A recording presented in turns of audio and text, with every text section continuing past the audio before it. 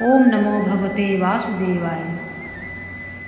2024 की निर्जला एकादशी का व्रत 18 जून दिन मंगलवार को किया जाएगा। निर्जला एकादशी अर्थात भीमसेनी एकादशी भी कहते हैं। आज हम निर्जला एकादशी की कथा सुनाएंगे।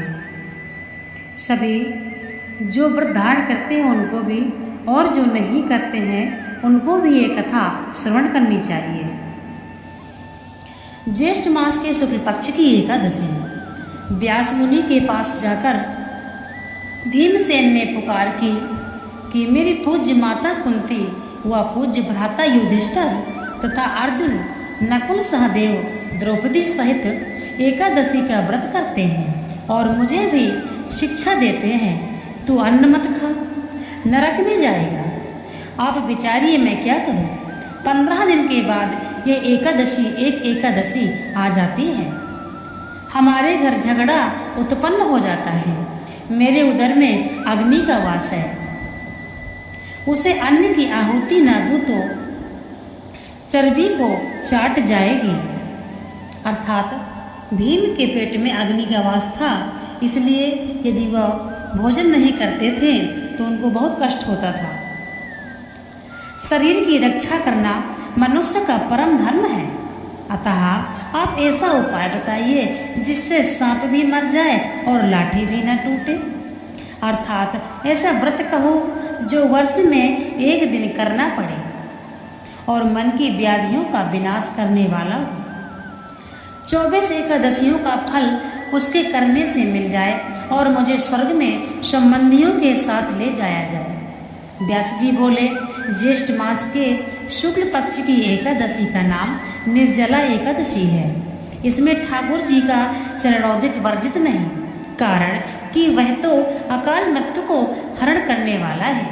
जो निर्जला एकादशी का व्रत श्रद्धा सहित करता है उसे 24 एकादशियों का फल मिलता है। इस व्रत में पितरों के निमित्त पंखा, छाता, कपड़े का जूता, सोना चांदी या मिट्टी का घड़ा और फल फूल इत्यादि दान करें। मीठे जल का प्याऊ लगा दें, हाथ में सुमन्नी रखें, मुख से ओम नमो भगवते वासुदेवाय इस 12 अक्षर महामंत्र का जाप करना चाहिए। ध्रुव भक्त का गुरु मंत्र भी यही था। श्रीमद् भागवत पुराण का सार यही है। आप यदि फलाहारी हो तो ध्रुव के प्रथम मास की तपस्या के तुल्य उसके एक एक दिन के फल के समान आपका फल हो जाएगा। यदि आप पावनहारी रह सको तो ध्रुव के 6वें मास की तपस्या के समान फल होगा। श्रद्धा को पूर्ण रखना यानी भगवान पर पूरा भरोसा रखना चाहिए। नास्तिक का संग ना करना। नास्तिक मतलब जो व्यक्ति भगवान को नहीं मानता, अपने धर्म को नहीं मानता है, उसको उसकी संगत नहीं करनी चाहिए। दृष्टि में प्रेम का रस भरना, सबको वासुदेव का रूप समझना यानी समझ कर नमस्कार करना, किसी के दिल को ना दुखाना, अपराध करने वाले दोष क्षमा करना, क्रोध का त्याग करना, सत्य भाषण करना, जो हृदय में प्रेम की मूर्ति का ध्यान करते हैं और मुख से 12 अक्षर मंत्र का गान करना, यह पूर्ण फल को प्राप्त करते हैं। दिन भर भजन करना चाहिए। रात्रि को रास लीला, कृष्ण लीला, कीर्तन के सहारे जागरण करना चाहिए। द्वादशी के दिन ब्राह्मणों को दक्षिणा दें, फिर उनको भोजन खिलाकर उनकी परिक्रमा कर लें। अपने पग पग पर का फल अश्वमेध यज्ञ के समान हो। ब्राह्मणों से ये वर मांग लें। ऐसा श्रद्धा भक्ति से व्रत करने वाला कल्याण को प्राप्त होता है। जो प्राणी मात्र को वासुदेव की प्रतिमा समझता है उसको मेरी कलम लाखों प्रणाम के योग्य कहती है। निर्जला का महात्म्य सुनने से दिव्य चक्षु खुल जाते हैं। प्रभु घूमट उतार कर मन के मंदिर में प्रकट दिखाई देते हैं। निर्जला एकादशी के व्रत का ऐसा महात्म्य है इसीलिए एकादशी के दिन सभी को ये कथा सुननी चाहिए। भगवान विष्णु को पंचामृत से स्नान कराना चाहिए। अन्न का भोग नहीं लगाना चाहिए। अन्न से बनी हुई मिठाइयाँ भी भोग में नहीं लगाना चाहिए, ध्यान देना चाहिए। फल का भोग आप भगवान को अर्पित कर सकते हैं। इस प्रकार से दिन में हरि कीर्तन करते हुए ओम नमो भगवते वासुदेव यानी भगवान के 12 अक्षर के मंत्र का जप करते हुए आपको दिन व्यतीत करना है। और ध्यान देना है कि व्रत के दौरान किसी का दिल न दुखाए, माता पिता से तीव्र वचन न बोले, गुरु का सम्मान करें, गुरु का आशीर्वाद प्राप्त करें। यदि आप किसी को दान दें एकादशी के दिन तो उसमें आपको यह ध्यान देना है कि अन्न का दान बिल्कुल नहीं करना चाहिए तथा तामसिक वस्तुओं का भी दान नहीं किया जाता है। इसीलिए निर्जला एकादशी के दिन आपको पंखा, घड़ा तथा वस्त्र, पात्र और कपड़े के जूते दान करना चाहिए। ये सब दान पितरों के निमित्त किया जाता है। सभी जीव जंतु को भगवान के रूप ही देखना चाहिए। भगवान श्री कृष्ण कहते हैं हर जीव में मैं हूँ। इसीलिए वही इंसान एकादशी का व्रत का फल प्राप्त करता है जो हर जीव में ब्रह्म को देखता है।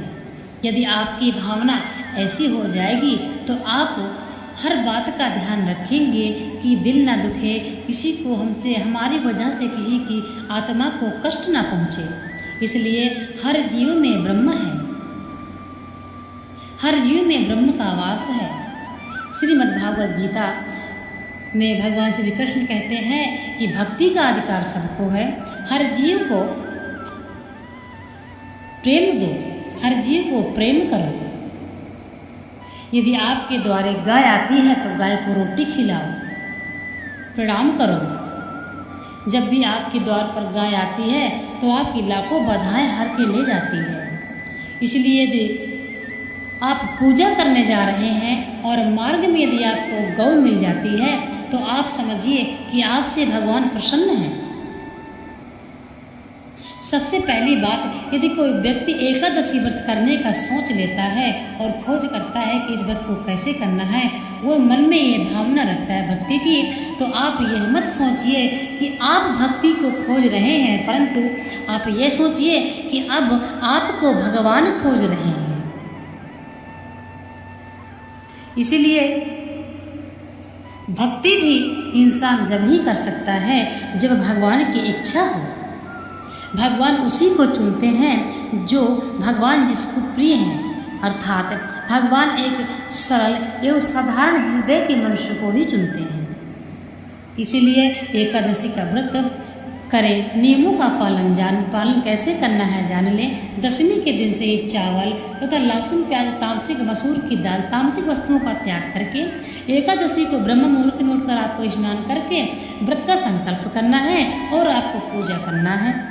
यदि आपके पास कोई शिवालय है, कोई मंदिर है तो आपको वहाँ भी जाना है, क्योंकि मंदिर में भगवान की प्राण प्रतिष्ठा होती है, इसलिए दिवालय भी जाना अनिवार्य होता है।